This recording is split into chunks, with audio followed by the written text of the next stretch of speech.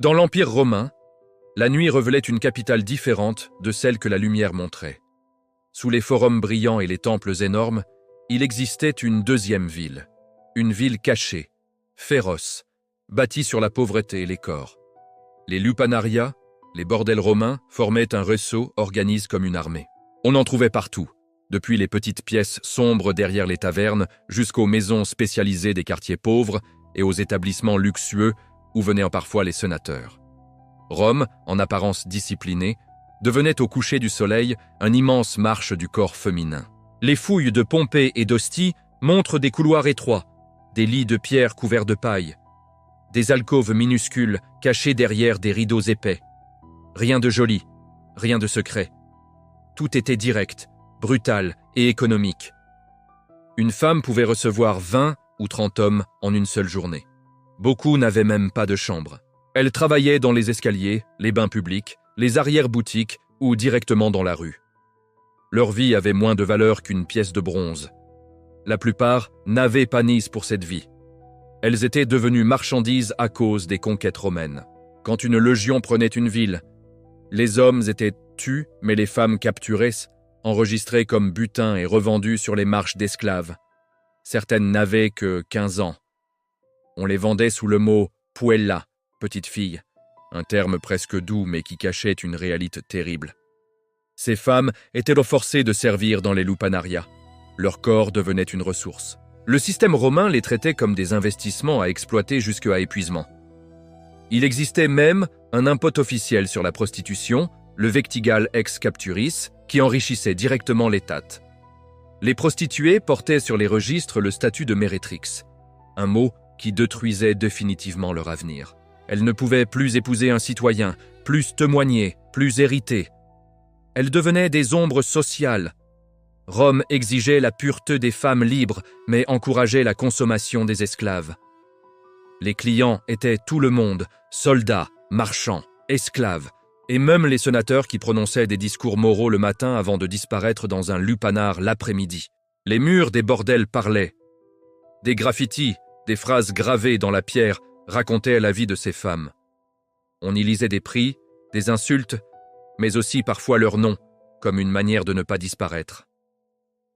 Les archéologues en retrouvent Myrtis, esclave grecque, Fabula, 2 à la visite, et Fortunata, la plus douce de toutes. Ces noms sont des cris en ferme dans la pierre depuis 2000 ans. Rome n'était pas seulement obsédée par le sexe, mais par la domination. Les bordels étaient un outil politique. Les moralistes affirmaient qu'ils servaient à calmer la violence masculine. Des autres voyaient ces lieux comme un moyen de humilier des femmes considérées inutiles. Certains empereurs utilisaient les bordels comme punition psychologique, y envoyant parfois la femme ou la fille d'un rival, et une seule nuit suffisait à détruire une réputation à vie. La prostitution romaine était une machine structurelle, une organisation qui entretenait la domination, la hiérarchie, la richesse de certains, et la destruction de celles qui y étaient prises.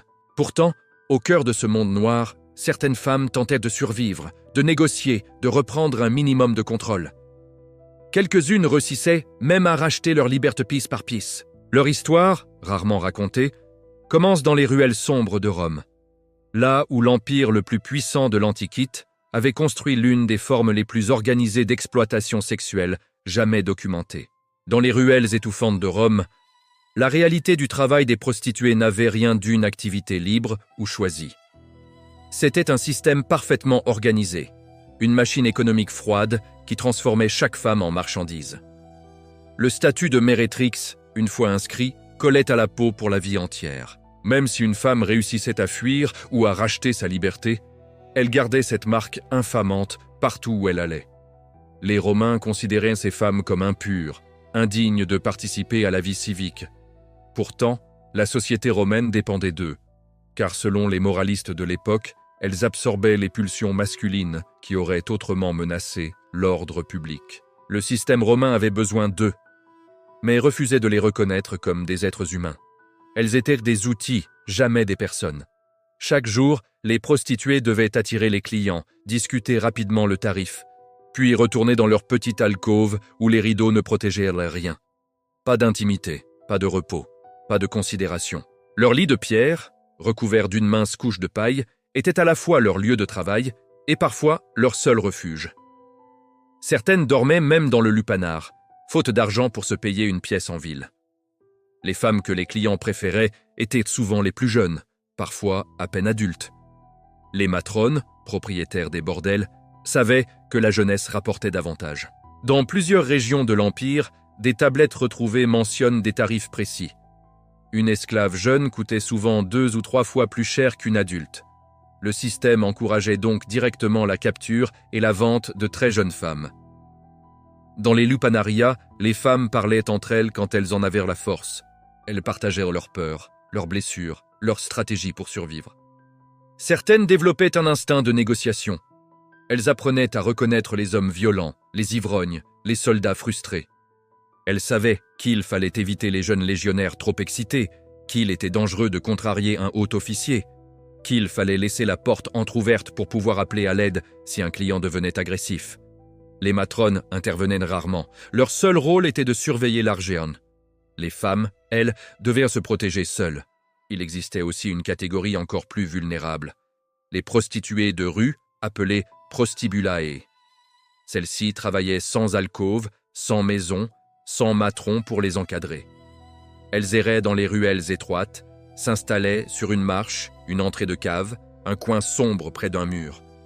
Elles étaient soumises aux violences constantes, aux vols, aux soldats ivres et même aux jeux cruels des jeunes aristocrates.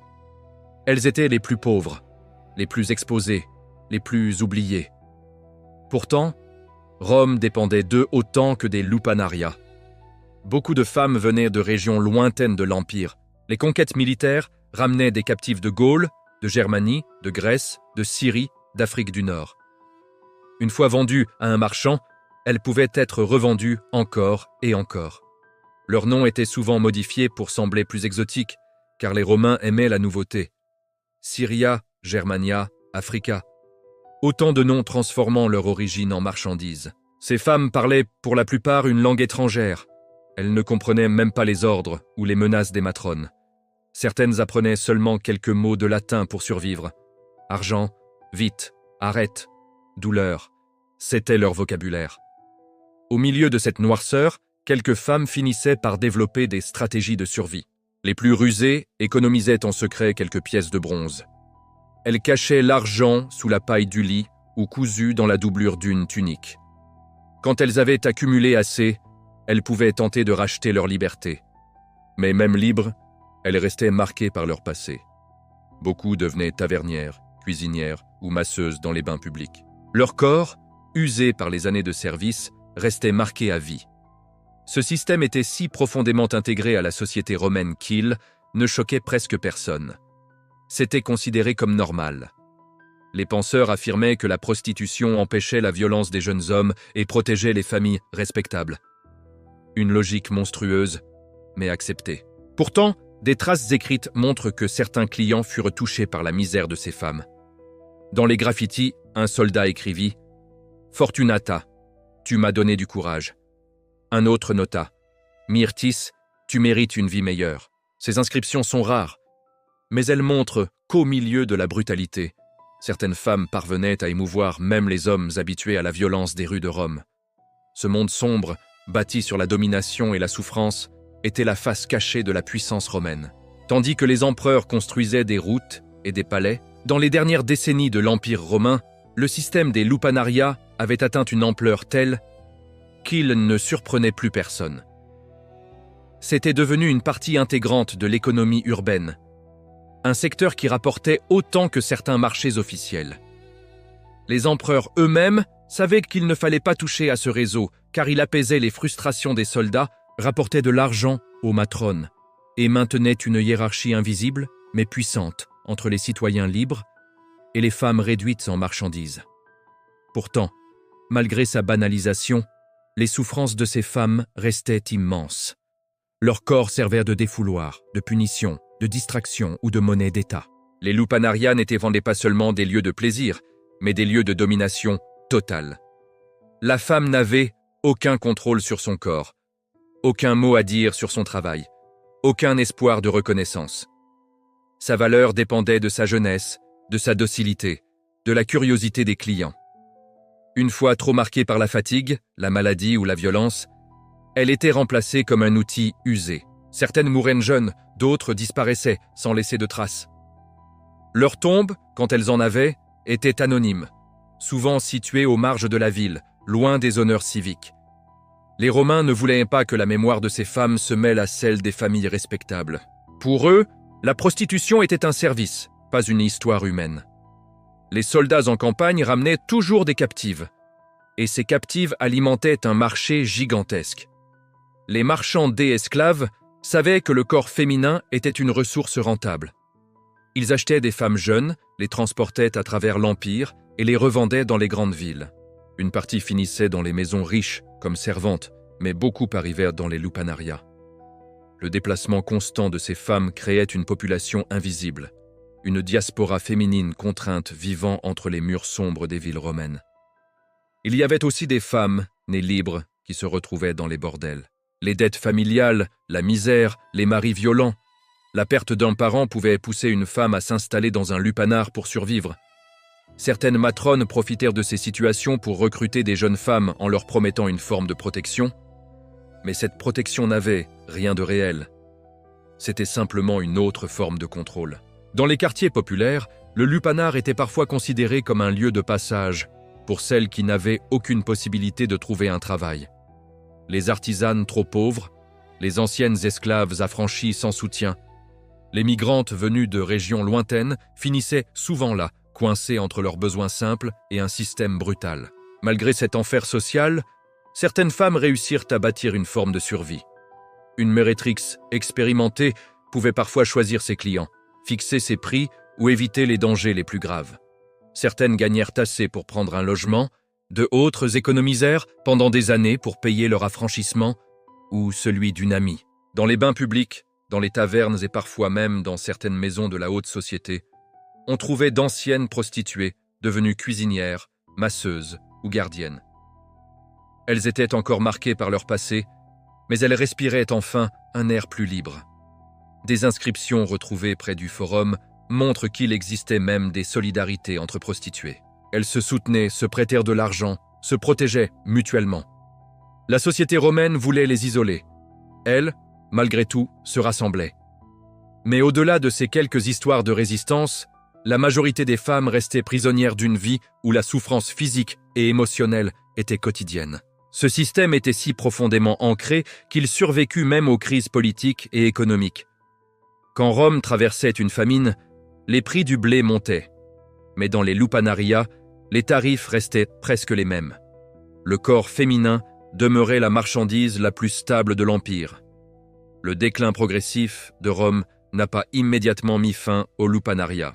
Même quand les invasions germaniques commencèrent à menacer les frontières, même quand les empereurs changeaient tous les quelques années, même quand la pauvreté augmentait partout, les bordels continuaient de fonctionner. Ils étaient ancrés dans la culture romaine comme un pilier invisible mais solide. Ce n'est qu'avec la chute définitive de Rome et la montée progressive du christianisme que la vision de la prostitution changea. Les pères de l'Église condamnèrent fermement ces pratiques. Les lupanarias furent fermés, les matrones expulsées et les prostituées poussées vers la clandestinité. Mais les souffrances vécues sous Rome ne disparurent pas. Elles furent simplement déplacées, cachées sous une morale plus stricte. Les Romains ont laissé derrière eux des monuments grandioses, des routes, des aqueducs, des lois et des récits héroïques. Mais derrière cette façade de civilisation, il reste aussi l'ombre de milliers de femmes brisées. Leur histoire, longtemps ignorée, révèle un visage moins glorieux de Rome. Un visage construit sur la domination, la souffrance et l'exploitation du corps féminin. Comprendre cette réalité permet de regarder l'Empire avec des yeux plus justes, moins aveuglés par la grandeur et plus attentifs aux vies silencieuses qui ont payé le prix de sa puissance.